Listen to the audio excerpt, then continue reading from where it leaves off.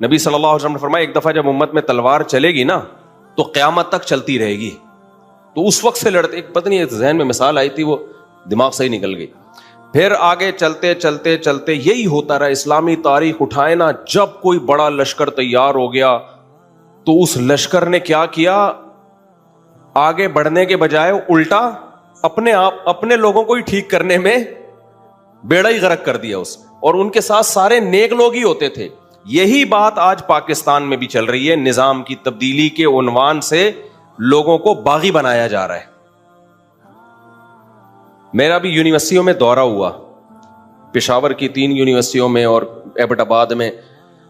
Islamic scholar کیا کر رہے ہیں آ کے, ان کے پاس تبدیلی کا کوئی سوٹیبل پیکج نہیں ہے سوائے اس کے کہ آپ کو اسٹیٹ سے نفرت, یعنی ملک کے جھنڈے سے نفرت, ملک کے نام سے نفرت, ہر وقت نیگیٹو پہلو نا ملک کا, یوں ایسا ہے. یہ سارے کام لیبیا اور دوسرے کنٹریز میں ہو چکے ہیں. بالکل یہی اسٹائل تھا ہوتے ہوتے, چاہے اس کا ذمہ دار کوئی بھی ہو. رزلٹ کس کے خلاف نکلے گا؟ رزلٹ تو ہم ملک کا بیڑا غرق ہوگا. لیبیا میں جب لیبیا کے خلاف بغاوت ہوئی ہے نا, جب وہاں کے جنرل قذافی کے خلاف, تو اس وقت سب لوگ قذافی کے خلاف بول رہے تھے. یہاں بھی لوگ کہہ رہے تھے یہی ہونا چاہیے اس کمبخت کے ساتھ, یہی ہونا چاہیے, شراب پیتا ہے, یہ کرتا ہے, وہ کرتا ہے, بالکل ٹھیک ہو رہا ہے. لوگوں کو پتا نہیں تھا جب ہو جائے گا نا تو پھر بیٹھ کے رو گے. ہو گیا, ایک بہت خوبصورت عدل والی ایک ریاست قائم ہو گئی. لیبیا کے سارے وسائل پہ قبضہ کس کا ہو گیا؟ غربت اور مہنگائی کم ہونے کے بجائے بڑھنا شروع ہو. ابے برداشت کر لیتے اس کمبخت کو, قذافی کو. شراب پیتا تھا, ذاتی عمل تھا نا اس کا, ٹھیک ہے نا. کیا کر آپ کا کیا کر رہا ہے وہ؟ تو پبلک پاگل ہوتی ہے, سمجھ رہے ہو. میجورٹی کیا ہوتی ہے, ان میں میچورٹی نہیں ہوتی ہے. ہمارے ہر فیصلے ایسے ہی ہیں. تو ایک بہتر مثال آئی تھی, کھوپڑی سے ہی نکل گئی یار, اتنی بہترین مثال آئی تھی ابھی. تو چلو یہ ہم آگے چلتے ہیں. خلافت عثمانیہ میں بھی ایسا ہی ہوا, اور خلافت عثمانیہ کے جو سقوط کے بہت سارے اسباب تھے نا, اس میں ایک جرمنی کا ساتھ دینا بھی تھا. دیکھو امریکہ پتہ ہے کیوں کامیاب ہے؟ کھوپڑی بہت زیادہ استعمال کرتا ہے. حالانکہ اتنی پاور ہے امریکہ کے پاس کہ وہ بغیر کھوپڑی استعمال کیے بھی بہت عرصے جی سکتا ہے. کیونکہ پاور جب ہوتی ہے نا تو طاقت آپ کو سروائیو کرواتی ہے.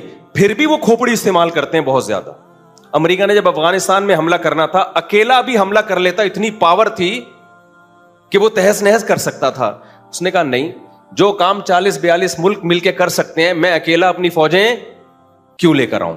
وہ الگ بات ہے کہ وہاں سے مار کھا کے ہی گیا ہے, لیکن ان کی پالیسی, ان کے مشورے اتنے ہوتے ہیں کہ بھائی میں اکیلا کیوں گھسوں اس جنگ میں پہلے دنیا کو بتاؤں کہ میری اکیلے کی جنگ نہیں ہے, یہ پوری دنیا کو ان لوگوں سے خطرہ ہے, یہاں ان کے ٹھکانے ہیں, پھر دوبارہ ورلڈ ٹریڈ سینٹر پہ حملہ ہو سکتا ہے. اتنے مہینوں ان کی کانفرنسیں چلی ہیں.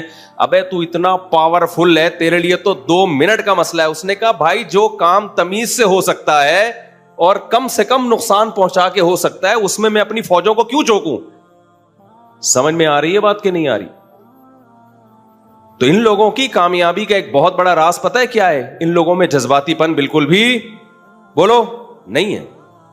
ہمارے اندر ایک دم, یہ اسکالرز دیکھ لو کیا کر رہے ہیں, یوں پلٹ دو, یوں الٹ دو, یوں کھڑک دو, پڑک دو, اس سے مخالفت کر کر کے. اچھا دیکھ بھی نہ رہے ہیں جن لوگوں نے تحریکیں چلائی ہیں ماضی میں, ایک تحریک بھی کامیاب نہیں ہوئی ہے. آپ کو ایسے اسکالر ملیں گے ماضی میں, یوں کرتے ہیں یہ مولوی لوگ طلاق کے مسائل بتا رہے ہیں بیٹھ کے, انقلاب کی بات تو کرتے ہی نہیں ہے. تو جو بات کر رہے ہیں وہ بھی صرف بات ہی کر رہے ہیں. تو ہماری قوم کا ایک بہت بڑا المیہ ہے. میں ایک حدیث سنا کے بس پھر آگے چلتا ہوں. دیکھو نبی صلی اللہ علیہ وسلم نے, صحیح بخاری کی حدیث ہے, آج ہی ہم نے جامعۃ الرشید میں حدیث پڑھائی. آپ صلی اللہ علیہ وسلم نے حضرت عائشہ کو فرمایا لولا حدثان قومک بالاسلام, اگر تمہاری قوم ابھی نئی نئی مسلمان نہ ہوئی ہوتی تو میں بیت اللہ کی دیواروں کو کھینچ کے حتیم تک لے جاتا, کیونکہ ابراہیم علیہ السلام نے جو بیت اللہ بنایا تھا وہ کہاں تک تھا؟ حتیم تک تھا. حتیم سمجھتے ہیں؟ وہ جو ایک کرو نشان ہے نا, قوس, ادھر توجہ بھائی, ایک قوس نہیں ہے جو بیت اللہ اصل میں چوکور نہیں ہے, لمبائی میں زیادہ ہے, تبھی ہم طواف کہاں سے کرتے ہیں؟ پورا حتیم سے گھوم کے طواف کرتے ہیں نا بھائی. کبھی آپ نے دیکھا چار دیواری کے بالکل قریب سے چپک کے کوئی طواف کر رہا ہو؟ ایسا نہیں ہے. چار دیواری کے قریب سے چپک کے جاتے ہیں ہم, لیکن لمبا انڈے چکر کاٹتے ہیں ہم. وجہ کیا ہے؟ بیت اللہ وہاں تک ہے. حتیم بھی, تبھی لوگ حتیم کے اندر نماز کی کوشش کرتے ہیں نا. کیا خیال ہے کیوں کرتے ہیں؟ اس لیے کہ وہ بیت اللہ کے اندر کا حصہ ہے. بھائی جب اندر کا حصہ ہے بیت اللہ کے, تو نبی صلی اللہ علیہ وسلم نے وہاں تک دیواریں کیوں نہیں بنا دی؟ سوال پیدا ہوتا ہے کہ نہیں ہوتا؟ بھائی وہاں تک دیوار بنا دیتے نا آپ صلی اللہ علیہ وسلم. صحیح بخاری کی حدیث, نبی صلی اللہ علیہ وسلم نے حضرت عائشہ سے فرمایا کہ ابراہیم علیہ السلام نے جو بیت اللہ بنایا تھا, حتیم اس بیت اللہ کے اندر داخل تھا. چار دیواری کہاں تک تھی؟ یہاں تک تھی. ہوا پتہ ہے کیا ہے؟ عربوں نے, جو مشرکین مکہ تھے, انہوں نے جب بیت اللہ کی دوبارہ سے تعمیر کی ہے تو ان کے پاس حلال آمدن کم پڑ گئی تھی, تو یہاں تک بنا دیا انہوں نے جہاں تک اب بنا ہوا ہے. آگے انہوں نے کہا کہ ہمارے پاس حلال پیسے نہیں ہیں, سارے جوئے کے اور سٹے کے اور طوائفوں کے کچھ پیسے ان کے پاس تھے. انہوں نے کہا یہ ناپاک پیسہ ہم بیت اللہ کی تعمیر پہ نہیں لگائیں گے, فی الحال اس کو یہیں تک چھوڑ دو, جب حلال پیسوں کا انتظام ہوگا تو اس تعمیر کو ہم کہاں کر دیں گے؟ آگے. اب اس پر طویل عرصہ گزر گیا, جو نئی نسل جو آئی نا وہ یہ سمجھنے لگی کہ یہیں تک ہے. توجہ ہے نا آپ لوگوں کی؟ نئی نسل کیا سمجھنے لگی؟ یہاں تک ہے, اس سے آگے نہیں ہے. طواف تو ہوتا رہا دور تک, کیونکہ باپ دادا تو یہی سکھا کے گئے تھے نا, ابھی یہاں سے گھومنا ہے. لیکن نئی نسل سمجھنے لگی کہ دیواریں یہیں تک ہیں.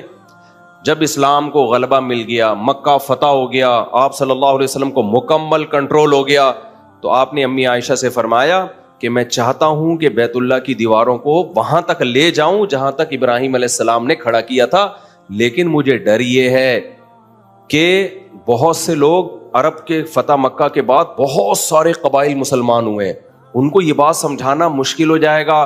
وہ یہ کہیں گے کہ لو بھائی انہوں نے ابراہیم علیہ السلام والا قبلہ ہی تبدیل کر دیا, کیونکہ ہر ایک کو یہ بات معلوم نہیں ہے. سمجھتے ہو کہ نہیں سمجھتے ہو؟ ہر شخص کو یہ بات سمجھانا ہمارے لیے ممکن نہیں ہے. ان کے دل میں اسلام کے بارے میں شک پیدا ہو جائے گا کہ لو بھائی جو قبلہ ابراہیم علیہ السلام کا تھا, انہوں نے تو اس کی دیواریں بڑھا کے قبلہ ہی تبدیل کر دیا ہے, تو یہ تو سچے نبی ہو ہی نہیں سکتے. ان کے دل میں شک پیدا ہو جائے گا اور ایک فتنہ پیدا ہو جائے گا. لہذا چاہت کے باوجود بھی ہمارے نبی نے یہ کام بولو نہیں کیا. یہ میچورٹی آج کل دینداروں میں شارٹ, جو دماغ میں کھوپڑی میں خیال آتا ہے نا, بس فوراً کیا ہو جائے؟ پورا ہو جائے. جب یہ ہے تو یہی ہونا چاہیے. ایسے کہ امام کو بالکل ٹھیک کر دو, تیر کی طرح سیدھا کر دو. لوگ مجھے آ کے بول رہے ہوتے ہیں یہ کر دو وہ کر دو, میں کہتا ہوں بھائی میں نہیں کر سکتا یہ کام, اس کے سائڈ افیکٹ اتنے ہیں کہ میں یہی کروں گا دنیا میں, اس کے علاوہ کسی اور کام کا رہوں گا نہیں. نہیں, چپ کیوں بیٹھے ہو, بولو بولو بولو. تو آپ نے صرف اصلاح نہیں کرنی, ہمارے نبی نے چھوڑ دیا اس کو اسی طرح, کوئی بات نہیں بھائی, طواف تو پورا ہی ہو رہا ہے نا, گول چکر. اب ایک نئی جنگ چھڑ جائے گی, ایک نیا فتنہ کھڑا ہو جائے گا, تو بیت اللہ کی چار دیواری بڑھانے سے زیادہ کیا ضروری ہے؟ امت میں فتنہ اور انتشار پیدا نہ ہو. تو اس نے کہا کہ بھئی جب نبی کی حدیث ہے تو ہم حدیث پر عمل کریں گے, ہم اس کو بڑھا دیں گے. ٹھیک ہے نا. کوئی خلیفہ آیا, وہ نام اس کا ذہن سے نکل گیا, اس نے بڑھا دی کہ یہاں تک ہوگا. جب حدیث موجود ہے, اب اسلام کو غلبہ ہے, تو ہمارے پاس صحیح حدیث موجود ہے, جو حدیث میں آیا ہم وہی کریں گے. جب بڑھایا تو لوگوں میں فتنہ کھڑا ہو گیا, لوگوں نے بولا جو کام نبی نے نہیں کیا تم نے کیسے کر دیا. وہ حدیثیں پیش کر رہے تھے حضرت عائشہ سے, وہی جو بخاری والی حدیث, حضرت عائشہ کی حدیث ہے, اصل میں تو یہاں تک ہے, یہاں تک نہیں ہے. تو لوگوں میں پھڈا پیدا ہو گیا, تو ایک نیا خلیفہ آیا, اس نے گرا کے واپس پرانا پہ لے آیا. امام مالک نے فتویٰ دیا اس میں تبدیلی جائز نہیں ہے, چاہے حدیث موجود ہے پھر بھی حرام ہے. وجہ اس کی ہے کہ کھلواڑ بنا دو گے تم بیت اللہ کو. اگر امام مالک یہ فتویٰ نہ دیتے, اب یہی ہوتا, کوئی نئی گورنمنٹ آتی, یہاں تک اگلے سال ہم حج کے لیے جاتے تو یہاں تک دیواریں ہیں, اور اس کے اگلے سال حج کے لیے جاتے وہ دیواریں کیا ہوتی, چھوٹی. امت میں اس کے علاوہ اور کوئی کام نہ ہوتا. اب آپ کہہ سکتے ہو کہ اس میں مصلحت کیا تھی, بھائی بیت اللہ کی 4 دیواری نبی بڑھا دیتے, تھوڑا سا فتنہ ہوتا نا. اصل میں مصلحت یہ تھی اس طرز عمل میں کہ بیت اللہ کی دیواروں کو بڑھانے کا عمل بھی روکا جا سکتا ہے امت کو اختلاف اور انتشار سے بچانے کے لیے. تو اللہ کی نظر میں, اسلام کی نظر میں سب سے زیادہ ویلیو اس کی ہے کہ امت آپس میں متحد رہے, پھڈے بازیاں نہ کرے. سمجھتے ہو کہ نہیں سمجھتے ہو؟ تو ہمارے نبی کی طبیعت میں حلم اور انا, بردباری بھی تھی اور جلد بازی کے فیصلے بھی نہیں تھے. اگر ہوتے اسی وقت سے تلواریں چلنا شروع ہو جاتی. صلح حدیبیہ میں بھی ایسا ہی ہے. صلح حدیبیہ میں آپ صلی اللہ علیہ وسلم نے ساری شرطیں غیر مسلموں کی مانی ہیں. کچھ شرطیں اس میں آپ کے اگینسٹ جا رہی ہیں. ابو جندل رضی اللہ تعالی عنہ کو پکڑ کے مشرکین کے حوالے کیا جا رہا ہے, اپنے آدمی کو پکڑ کے ان کے حوالے. ایگریمنٹ ایسا تھا. کیا آج دینداروں میں ایسا حوصلہ ہے کوئی اس طرح کا ایگریمنٹ کر لیں؟ کہ نبی نے کیوں کیا؟ نبی صلی اللہ علیہ وسلم یہ جانتے تھے میرے پاس جو افراد ہیں وہ 1400 ہیں, بہت تھوڑے سے ہیں, اور مقابلہ جن سے ہو رہا ہے ان کی تعداد بہت زیادہ. تو جنگ کو ٹالنے میں کچھ ہمارے نقصانات ہیں لیکن فائدہ زیادہ ہے, اور جنگ کرنے میں کچھ فائدے ہیں لیکن نقصانات بولو زیادہ ہیں. تو گراؤنڈ ریئلٹی کو دیکھ کر ہمارے نبی صلی اللہ علیہ وسلم نے فیصلہ کیا. اور ظاہر ہے جنگ کو ٹالنا ممکن نہیں تھا جب تک ان کی شرطیں نہ مانی جاتی, کیونکہ وہ طاقتور تھے. طاقتور جب آپ سے امن پر ایگریمنٹ کرتا ہے اپنی شرطیں منواتا ہے. سمجھتے ہو کہ نہیں سمجھتے؟ وہ آپ کی شرطوں پہ ایگریمنٹ نہیں کرے گا. وہ تو چاہ رہا ہے لڑائی ہو, مشرکین تو چاہ رہے تھے کہ لڑائی ہو. تو طاقتور ہمیشہ. لیکن آپ مسلمانوں کے حالات آپ دیکھ لو, کچھ بھی نہیں, ہوائیں نکلی ہوئی ہیں ہماری پھس, بالکل ایک ایسا غبارہ جس میں ہوا بھی نہیں ہے, لیکن باتیں آپ ہر شخص سے ایسی کروا لو ایسا لگتا ہے یہی انقلاب لائے گا اور امام مہدی اسی کی نسل میں پیدا ہونے والے ہیں. سمجھ میں آ رہی ہے بات کہ نہیں آ رہی؟ ایک صاحب کہنے لگے امریکہ پہ اٹیک کیوں نہیں کر دیتے؟ میں نے کہا امریکہ سے ہی ہم جہاز لیتے ہیں, وہ اس میں ایسے بٹن لگا کے بھیجتا ہے.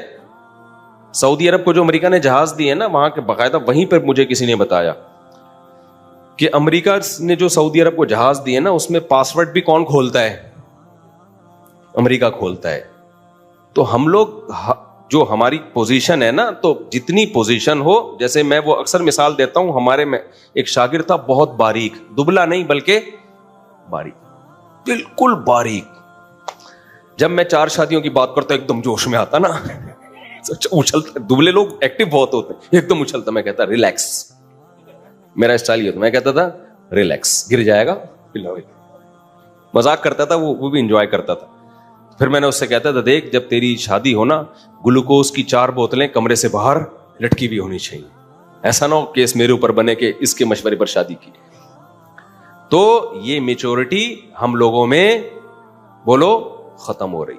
بے موقع تبلیغ, بے موقع بات کو تھوپنا, جذباتی باتیں کرنا. اور جب مذہبی اسکالرز میں یہ چیزیں آنا شروع ہو جائیں نا تو معاملات بہت, کیونکہ لوگ پھر مذہب کی بات کو تو ویلیو دیتے ہیں, اس کو ثواب سمجھ کے کر رہے ہوتے ہیں.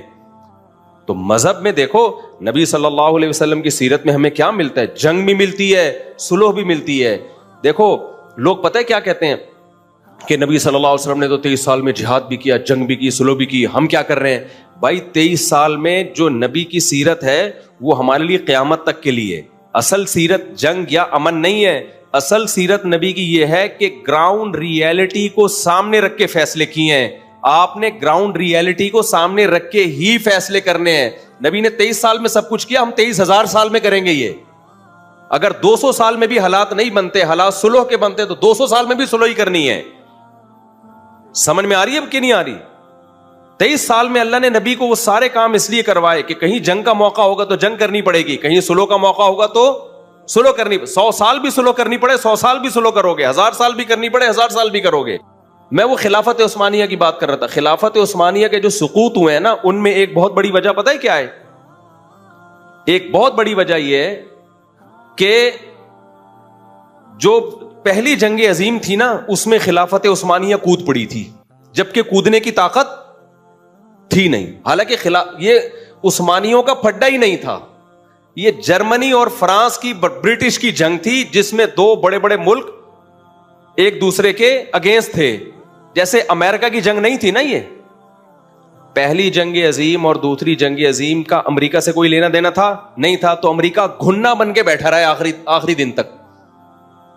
بالکل آخر میں امریکہ نے یہ کیا کہ جب جاپان بہت زیادہ آگے چلا گیا نا اور ڈر ہوا کہ اب تو یہ سب کی واٹ لگا دے گا, تو ایک عدد بم لے جا کے ایسے کر کے پھاڑ دیا امریکہ نے. پہلے اس میں بھی کوشش کی کہ نہ پھاڑوں بم میں. تو کیوں؟ میچورٹی. اس نے کہا بھائی ہماری جنگ نہیں ہے, ہم کیوں کودیں اس میں. لیکن مسلمانوں سے کیا غلطی ہوئی؟ وہی جذباتیت ہوگی. اس وقت بھی جنگ ہو رہی ہے, لڑائی ہو رہی ہے. ہٹلر کو ایک شوق ہوا دنیا فتح کرنے کا. ہمارے پاس اتنے سارے ممالک تھے, اتنے وسائل تھے. خلافت عثمانیہ نے کیا کیا؟ اتحاد کس سے کر لیا؟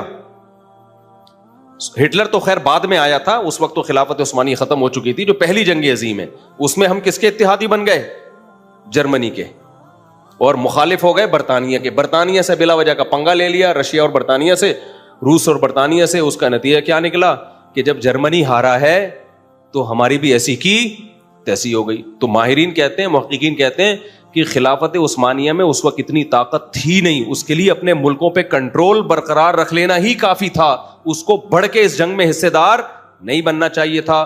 جیسے کہ امریکہ نے کیا, وہ نہیں حصے دار بنا. آج دنیا کی سپر پاور ہے وہ.